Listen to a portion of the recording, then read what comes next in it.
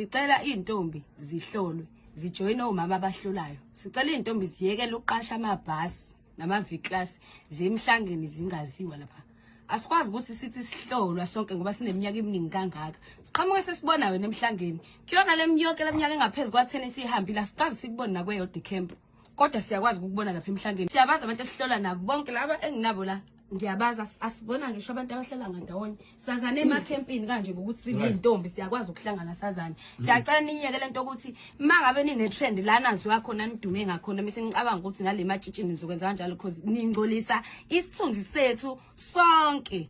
Bafethu ucane ihloniphe into esenzayo nathi siyakuthanda nathi kuba nezinto eziright siyakuthanda nathi ukuthanda abantu abanemali nani kodwa siyakwazi ukuhlonipha singakwenzi lokho sikwazi ukuthi sifuna ukumela umuntombi awukwazi ukuqala ngento egcina ngako ufike uenjoy life ugcine ngokuzoba ichichi ematendeni siyafika asinayo indawo yokulala kulela abantu abangekho kuma forms asuke ehanjiswe omama amatshitshi abhalisa ukuthi nginamatshitshi awu100 mase makwenziwa amatende kuyazi ukuthi kumgungundlovu silindele intombi eziwu500 uma sufika wena ngebhasi lakho noma V-class yenu nina eningaziwa la nizothatha indawo yethu nithatha umhlanga wethu benza lo TikTok lo usufikile kuyatrendwa awukwazi ukutrenda ngento umkhosi omhlanga umthandazo kwabantu abangalali umkhuleko anikwazi ukufika enambe niyolala nize sizongcola sonke ake angilibeke nje ngendlela engeke izibe right hayi ukuthi ngoba ngihleli ngimuhle kangaka ngithanda ukulala ngiyathanda ngihlonipha umthandazo engawujoyini ngisikajoyina umthandazo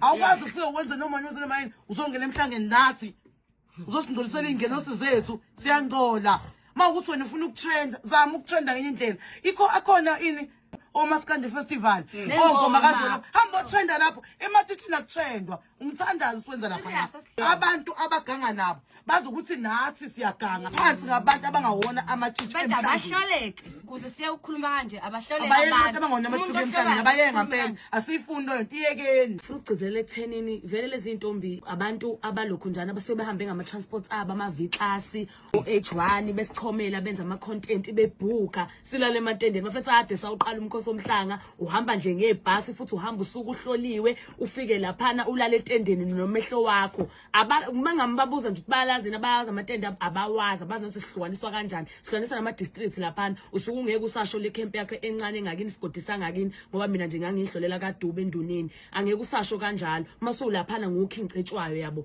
so besicela nje ukuthi abantu befike ngamabhasi behambe befike behloliwe bafethu befike behloliwe bengayenzi lento yabo content nje bafethu emhlangeni azizele ngecontent ubutshitshi sebebenzela icontent umuntu athengalona itshitshi ahambe emhlangeni nalokuthi onomethu abazama ukuthi bangabe abangani nezingane lonto le iyabosha ubutshitshi manje because nomehlo ugcine somngane wakho akasasho masonakele ebona ukuthi usuwonakele umkhosi omhlanga bhuti utshasa umthandazo kwabantu abangalali umkhuleko anikwazi ukufika enambe niyolala nize sizongcola sonke ake angilibeke nje ngendlela engeke izibe right hayi ukuthi bhuti ngoba ngihleli ngimuhle kangaka ngithanda ukulala ngiyathanda ngihlonipha umthandazo engawujoyini ngisikajoyina umthandazo awukwazi ufike ukwenza noma yini uzongena emhlangeni nathi uzosingcolisela ingelosi zethu siyangcola mawukuthi wena ufuna ukutrenda zama ukutrenda ngenye indlela akhona ini Butchasashon omaskandi festival ongoma kazolo hamba utrenda lapho emathuthini akutrendwa umthandazo siwenza lapha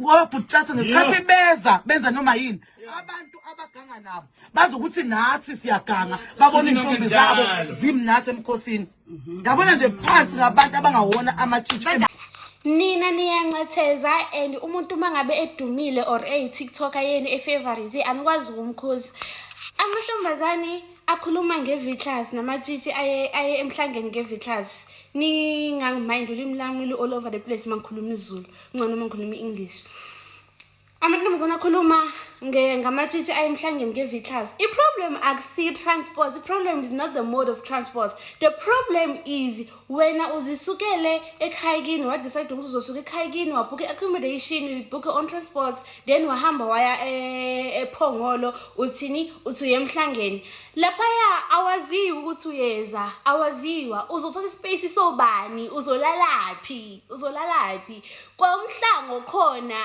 you are not day you're not counted kulowo mhlanga because wena awubhalisa igama lakho. Guys, this thing of umhlanga is a process. Onomehlo, they go through some process to submit names of the people abazobe emhlangeni. They know the number of amatshitshi that they are expecting there. Wena uyasuka uphusha ikhanda lakhe elikhulu just because you're coming from a family that can afford. Uyasuka uphusha ikhanda lakhe elikhulu uthatha i-V-class uyalaphaya uyaqeda ispace ezinye ingane. That is not a trend. That is not a trend. Baqinisile mabethi that is not a trend. Just because udumile ka TikTok lokho usitshela ukuthi uyitshitshi but asikaze sikubone uye ecampini wena. Yindaba kungayi ecampini. Okay, siyakuzwa ke yindaba ke wena ungayi ecampini. Sesikuzwile ukuthi yini ungayi ecampini. Okay, it's fine. Awuthandi ukuya ecampini. Awuphoqelekile vele ukuthi uye ecampini just because awuye ecampini asisho ukuthi awulona itshitshi. It's fine. Awuthandi, it's your own preference ukuthi awuthandi ukuya ecampini and whatsoever.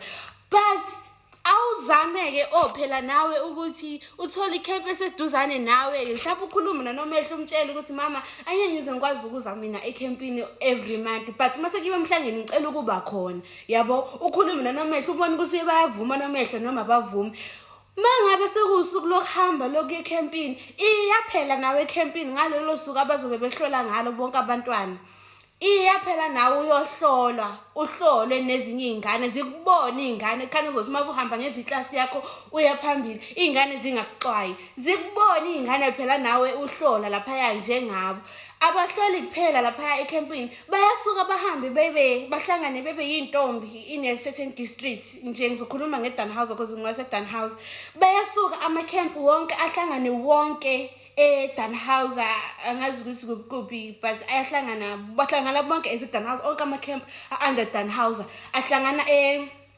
eDanhouse bahlole bonke bebaningi lapha sebehlolwa awusahlolwa nomehlo wakho lapha usuhlola nawo omunye nomehlo lapha before kuzohanjwa nje kiwe ecampini before I think bakwenza lokho before kuyiwe before bezohamba but nangale day abazohamba ngayo bayahlola bahlola honomehlo babe emacampini wabo. You see, so kuyiwe lapha awusohlola nomehlo wakho lapha uhlola womunye unomehlo uhlola womunye unomehlo ongakwazi ongeke ukwazi ukumbribe futhi because akakwazi umazi akuyena umngani wakho loya nina yini engayenzi leyo nto inkinga kuyona mode of transport inkinga kuyona ukuthi when we afford and you can't tell me ukuthi all those buses amangaka asuke elayisha abantwana alayisha abantwana abaqhamuka emakhaya anga-afford. You can't tell me that. Thina sibabonile abantwana behamba umhlanga la ngihlala khona. Sibabonile abantwana behamba umhlanga guys. You can't tell me ukuthi kunabantwana abasuka emakhaya bonke laba bantwana abaqhamuka emakhaya anga-afford. Hayibo guys uzomangala. Khona abantwana abaphuma emakhaya rich, khona abantwana abaphuma emakhaya yeyi uzomangala ukuthi mangathiwa ubabakhe bedecide ukuthi uyayiqasha ibhanoyi yamthatha imbeke ephongola ngabe uyiqashile but ngokuthi uhlonipha usiko nento yamatshitshi uwenza ngendlela eright ahambe necamp ahambe nonomehlo ahambe ehlolile yini lenzima wena ukuthi uyenze. Okay, it's fine uhlala eThekwini hawe maningi ama-camp eThekwini bafethu maningi ama-camp eThekwini ngiyakuzwa ukuthi mhlawumbe uhlala eCape Town ke uhlala eCape Town ke vele ke mhlawumbe ngabe siku-understandile ukuthi mhlawumbe uhlala eCape Town ngabe siku-understandile because akuna camp la yabo akunakhepa ngabe siku-understandile waflyer sakubona uflyer sakubona uhambe ephongolo ke ngabe siku-understandile. The problem is niyapi ecampini ningahlolile niyapi ecampini ningahambi nonomehlo guys this thing is not a trend like why nina ni actor this thing as if it's a Maskandi festival or whatsoever. We see you're trending on TikTok. It's fine, trend there, but please don't go there to tarnish other girls' name because ngoku wena or your favorite TikToker, your favorite Tontoni, ninjalo nje unfihli nina. Unfihli nina, unfihli ngenza kwethu siyakubona namhlanje wena sakubona ku TikTok uzama ulokhu khulu asikubona ukuthi usebenza lapho ngalowo mzuzu loyo asikubona ukuthi usebenza lapho kodwa siyakubona uqhaqho gushi wena Ntontoni Anifihli inkinga yenu, anifihli ingane kumele zikhulume because anifihli sakubona uqoqo Gushe laphayana uqoqo Louis V asikwazi usebenza apha sikaze sikubone emsebenzini sikubonile futhi ukhula ku TikTok ukuthi wena nje uyiqhamukela nje ekhayeli elikahle yabo hayi ukuthi sungazi manje u-unbox oGucci all the time siyakubona.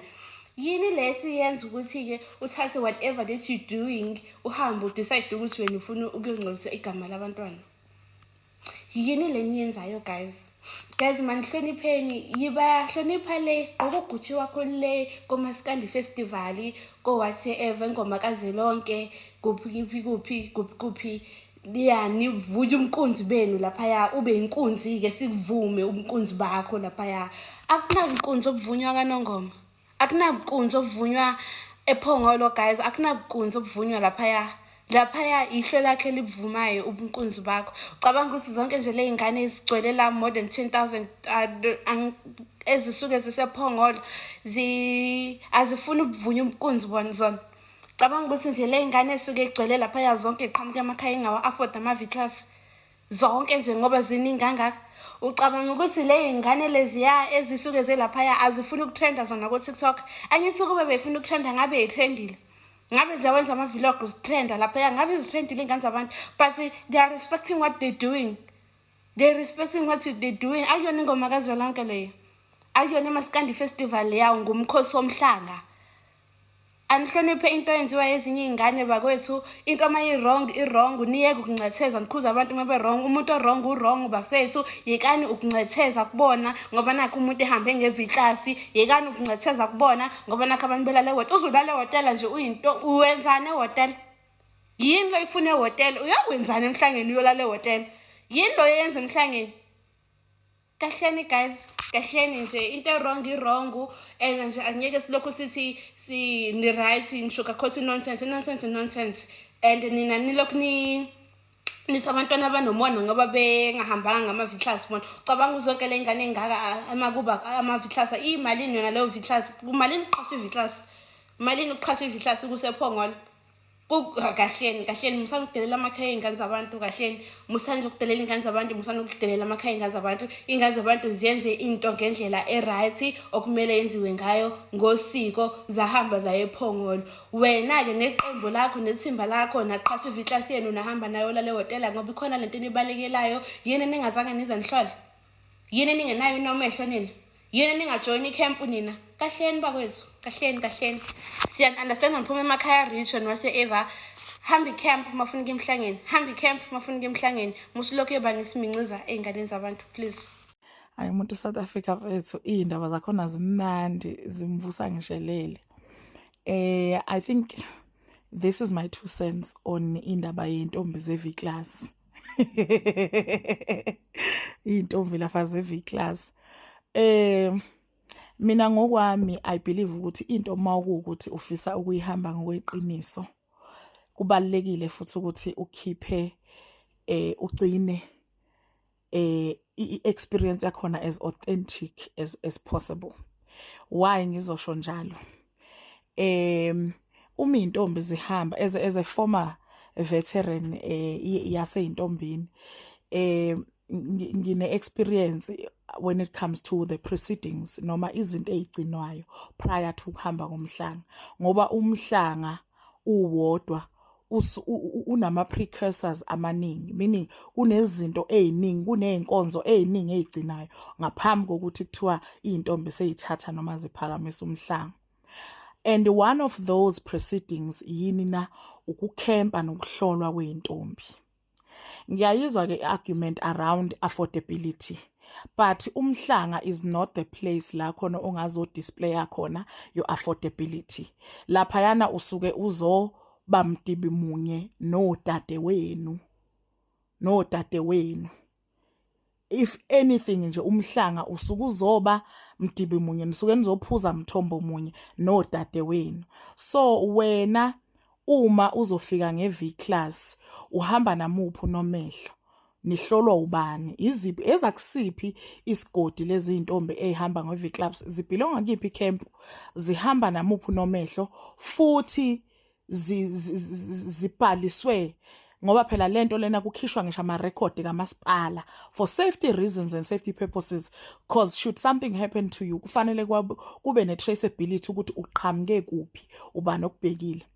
Bese kuthi-ke ngikuhlabe futhi okwesibili ukuthi nithi niziyintombi ey'khulile niharisha i-V-class, onomehlo nibashiya ney'ngane ematendeni, nithi lezi y'ngane ey'ncane y'bukele kuba zigadwe ubani ngoba impilo yalapha etendeni inzima ngendlela eyisimanga. Nithi zigadwe ubani bikoba, and can you really say you had an authentic umkhosi womhlanga? And uyazi ukuthi lento yobuntombi inomzabalazo phakathi. Iy'nkonzo noma izinto ey'gcinwa zintombi zinomzabalazo phakathi. From unomkhubulwane niyogeza ngamanzi abandayo, niyolala le ey'ntabeni ey'nengqele ebandayo. All of those things wena mawusu yi-shortcutter ngokuthi wena you have privilege and you have affordability. Iqiniso lithi privilege yakho siyayibonga, kodwa awulethe your authentic self. And can you humble yourself to ama-processes esintu noma ama-processes onomehlo abayigadile iy'ntombi? Kungani wena ungafuni ukufana nabanye abantwana? Kungani wena ufuna ukuzositshengisa ukuthi ekhaya kini afford i-V-class? Hayi ukuthi futhi ngilwa nani directly, but ngilwa nanalo moya we-classism osungenile ey'ntombini. Nifakela ney'ngane ey'ncane i-pressure engenasidingo. Ngale kwalokho leyo nto futhi nibeka kwi-position yokuthi nibe vulnerable, ningabi safe, ngoba isidingo sonomehlo sibalekile futhi siyohleli sikhona. Kodwa-ke njenge-veteran akuye ngehlele ngenzansi, iy'ntombi zikhulumile lento zayiqeda, but those are my 2 cents ukuthi into mawuyenza awuyenze ngempela authentically okwangempela. Ongenjalo uyihlalele phansi. There are so many other places ongadisplaya kuyi-wealth yakho ne-affordability yakho. But even abantu basekuphakameni ngizobeka kanjalo, uma behamba uhambo kusuke kuney'gwili laphayana kodwa ihamba ngey'nyawo phansi. Wena-ke zibuza ukuthi wena obakho ubuntombi uyobhala muphi umlando ngawo. Angimjudge, but nje I'm just saying ukuthi ezinye zezinto kufanele ujule mawuzenza futhi ube neqiniso ekuzenzeni kwakho. Angiphasise ye-V-class ngiyaxolisa. Seningangihlasela ke Nkosi yami, but futhi ngiyazi ukuthi mina most of my followers won't do that, but nje ngiyayithanda lento yokuba authentic in anything that you do. Awuke ube neqiniso nje, uhambe uyohlalela etendeni uhlolwe kanye nabanye abantwana, into yakhe ingakhulumisi, ingabe namsindo. Hey, nithi ama-V-class kanjani? Hayi bafethu ngeke. Asikhuza nini? Hayi akukhuzwa nini bafethu? Hayi ngoniwa nje into inhle. Hayi akukhuzwa nini ngeke. Bona omehlo khuzani iy'ngane zini ngeke guys. Kanina nisafundiswa yini laphayana ukuthi awumonele omunye umuntu? Hayi ngeke khuzanani zintombi. Hayi khuzanani. Hayi khuzanani guys, hayi. Ngeke we.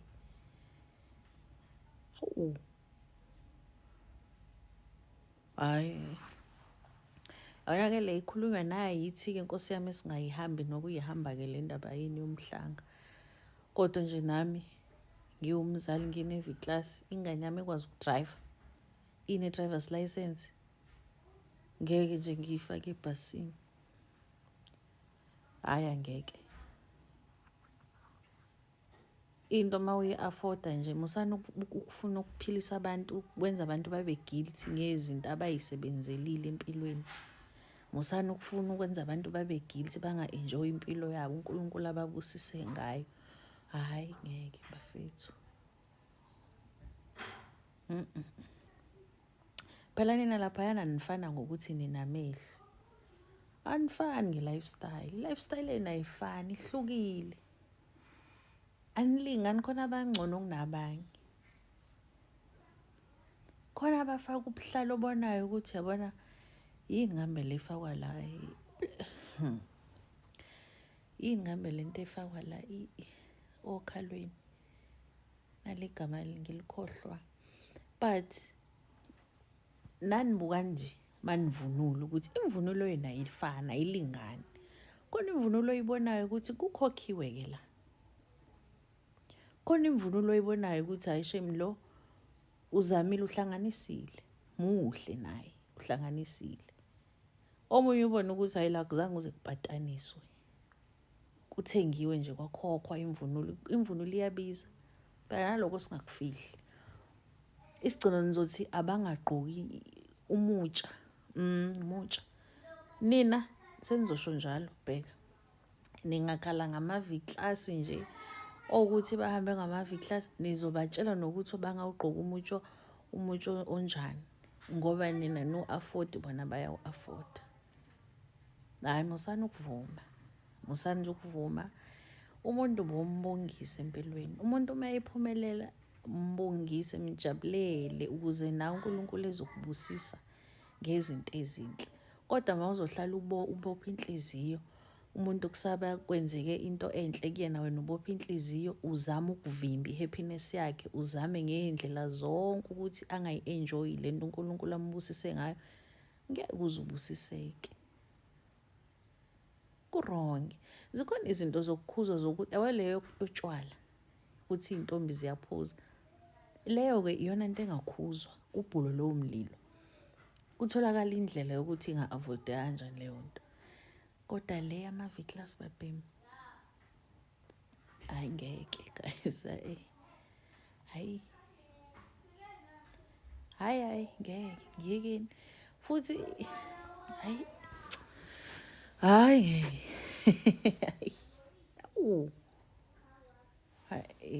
yabo makuthiwa umbono usuke esweni ngeke mina ngiyakhuza. Hayi ngiyakhuza babheme hoxisani nje amazwi amaviklasi. Hayi mina nje ukube futhi bengiyintombi bengiyofa mina ngi-afford iviklasi bengiyoze nginezezele ngokubhukha ngaphezulu ilodge. Bengeke nje ngilala ebhasini noma emotweni mangi-afford iviklasi bengeke.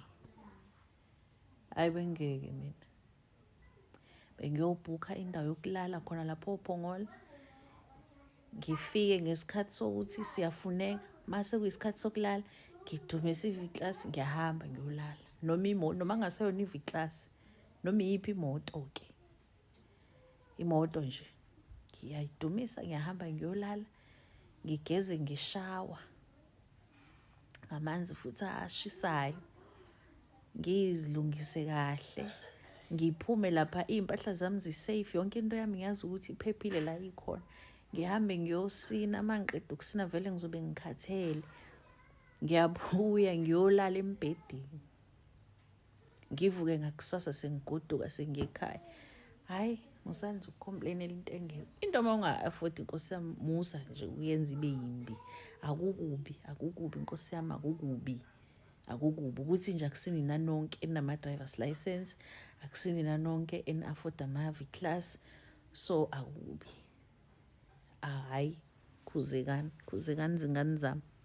Hayi nina phela ngeke masinganikhuzi manje kusho ukuthi nani nithi iy'ngane zethu nathi esifisa ukuthi ngapha sesibonile ukuthi ayinto enhle. Nivimba ney'ngane ey'ncane-ke manje abantu basebenza kanzima nina nisaboni. Abantu besifazane basebenza kanzima ukuze bebe nemali mase be-afforda senyabagxeka futhi ba-afforda phela baphila kahle ba-afforda amaviklasi. Abantu basebenzela iy'ngane zabo basebenza kanzima ukuthi iy'ngane zabo yiphile kangcono noma nabo self ukuthi baphile kangcono. Uma sebephila kangcono anisafuthandi futhi nifuna ukuba-control-a ukuthi abaphile kanjani abenzeni ngezinto abayisebenzele bona. Hayi bazala banamaviklasi bazala ba-afforda amaviklasi noma nini enamaviklasi ney'moto thathani iy'moto zenu nihambeni. Vele futhi kuba khona le issue yokuthi iy'ntombi yisalile ibhasi bisigcwele. Leyo nto leyo izonciphisa yonke leyo nto. Ayokho umuntu ozosala ebhasini uma ukuthi umuntu onemoto uzozihambela ngemoto yakhe akekho ozosala. Wonke umuntu nonga-afford uzokwazi ukuthi kuvuleke isikhala ebhasini bahambe bonke bajabule. Hayi nina ngeke nikhomplainela ukuthi umhlanga uphelile. lapho-ke khona baphawulile bathi akuqala umhlanga uhlezi uphela vele unyaka nonyaka ngisho kusalika nongo ngomhlanga uphela ulalelani ngoba enye into enza ukuthi umhlanga ukuphelele ulalile nawe phela uvukani phela nani hayi bantwana khuzekani inhle into yenu ningaqali nje umkhubo omubi womona nomkhubo omubi wokugxekana hayi ngeke bahlali. Finally, I'm doing a story time of what happened in Mhlangeni. Sending joy I do story times of me going in Mhlangeni and what I have personally experienced there on my personal page. This is not my personal page, but if you know me by now, you would know that this is my third time going in Mhlangeni, and I just want to say it was the worst. Better than the first one. The second one was just okay. I enjoyed Jamie. It was just okay. No, actually, I did enjoy the second one. This one, the third one, horrible. And nakhona angifuni ukulokhu ngicacisa ukuthi what happened step by step. I'm just going to highlight what happened. I'm just going to highlight that. So the first one was we didn't have a place to sleep. Kahle why bayise ePhongolo? Ngizacela ukubuza lokho nje. Bayisele nje ePhongolo. Angibo into besiyena Mhlangeni honestly speaking because usuke eGoli uye ePhongolo ubuye ungaphathanga Mhlanga. Ubuye kwenzani? The whole point of going eMhlangeni is for you ubambe umhlanga. That's the whole point. So umhlanga asuphathanga, we didn't have a place to sleep. We slept outside. Mind you, it was raining cats and dogs. Ngikhuluma ukuthi inyoka zami kade ngiyibamba kanje ngiyikhama. Ngiphinde like cause we did like la besikhona besipake ngasemfuleni. So you can imagine the distance from Emfuleni to Ematenden. People who know would tell you it's far. Like it's far, like it's really far. Slept outside, it was raining, we didn't get food. Okay, we didn't get food. Apparently we're supposed to Spalisile and we did Spalisile, but we didn't get food. It's fine, no problem. Number 3 or 4, because no number bani.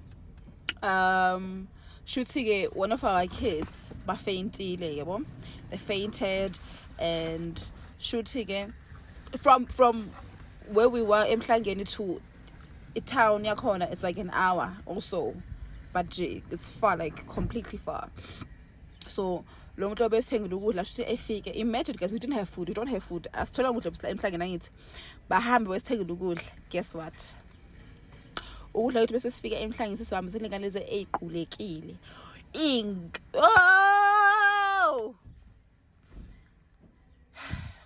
They started pushing, people started pushing us, the food fell, we didn't have food. So when voroso yakhona iphansi iwila nyama iwile sinkwa juice chithekile. Now we don't have food. Okwangempela. Guys, it was just horrible. It was terrible. It was really terrible. What else? Nje engingayi highlight kakhulu nje. Dust. Hello. Dust. I kisharp shame. Kisharp ka dust yakwa because it was dust. Dust was yeah, no. And what else? What else did I miss? Yeah, I think it's that for what. So yeah, I think it's that.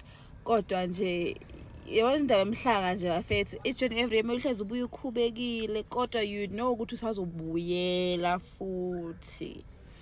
Mina guys ukubuka ngami shame benze kuziyibuke ngibuyele, but now I can't. Angikhona mele nje ngiye. Yo! Ay cha saphatha kabi shame singamatshitshi. Besiyowenzana uPhongolo ngempela. Yini le ebesiyoyenza uPhongolo? Besiyomisa umhlanga. Lo sithe sifika kwabethiwa usuphelile. Like I don't get like what were we even doing? Like yo, do I regret going Mhlangeni this year? Yes, 150% yes. Because manje ngikhuluma nawe ifoni yami hlephukile ubuso nomzimba kuthe cishe onomehlo basegoli nabala eThekwini bambambana ngamaqupha kanje.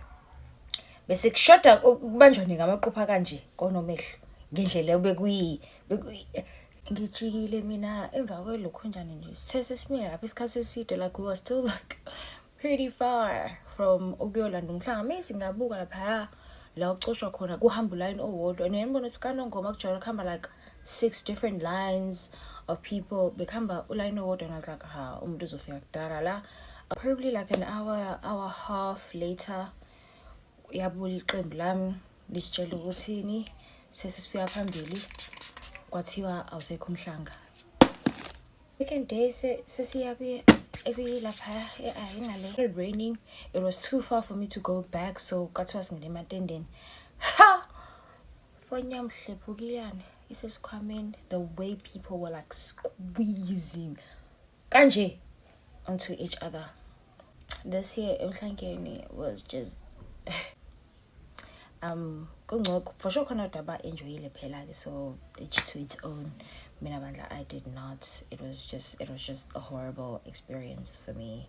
It was a bad experience. It was not a experience for me. Hello Mzansi, welcome to Mgosa Mzansi. If today is your first time visiting this channel, please do the right thing and click the subscribe button, and also don't forget to smash the like button. Beyisukile imbi yematshitshi njengoba kuthiwa khona bani baqhamuka ngetimoto tabo ngiyakutshela wena lo mnye uqhamuke nangevitlas akwada gana linenwabo matshitshi ukuthi kungani bani bangafiki ngemabhasi njengawo wonke umuntu kungani labanye bangahlolwa bavumbuka sebavumbuka njena emhlangeni labanye bayatewa ukuthi bayalalwa but nabaya emhlangeni sebakhona nabatohlola babamoshela ligama. Hey guys, isukile yematshitshi. So ayala amatshitshi athi no akhonakali anihlolwe njengawo wonke umuntu kanti emhlangeni imhlanga awuboni yini uma ungaselitshitshi. So ungamani ubambe nje litshitshi ngisho nebantwana qha guys kanani nichazele ukuthi kanti seyihamba njani le nto yematshitshi. Please do comment what you think below down on the comment section. Don't forget to hit the notification bell. I'm signing out. Goodbye.